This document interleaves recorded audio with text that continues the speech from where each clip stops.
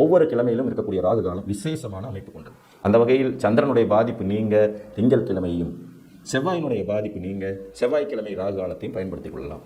கல்வியில் தடை ஏற்படும் குழந்தைகள், வியாபார நுணுக்கம் இல்லாதவர்கள், திறமை இருந்தும் அதற்கு உரிய அங்கீகாரம் கிடைக்கப் பெறாத நபர்கள், புதன் தோஷம் கொண்டவர்கள், புதன் திசை நடப்பவர்கள், கடன் தொல்லையால் அவதிப்படுபவர்கள் புதன்கிழமையில் வரும் ராகு காலத்தில் சக்கரத்தாழ்வாரையும் லக்ஷ்மி நரசிம்மரையும் வழிபட்டு வர மாபெரும் வெற்றிகள் கிடைக்கும்.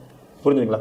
கல்வித்தடை, வியாபார தடை, திறமை இருந்தும் அங்கீகரிக்கப்படாத நிலை, புதனால் ஏற்படக்கூடிய சிக்கல்கள், கடனால் ஏற்படக்கூடிய தொல்லைகள் நீங்குவதற்கு, புத்தி சாதுர்த்தியம் மிகுதியாவதற்கு சக்கரத்தாழ்வாரையும் லக்ஷ்மி நரசிம்மரையும் நீங்கள் புதன்கிழமை தோறும் வரக்கூடிய ராகு கால நேரத்தில் வழிபடுவது சிறப்பு.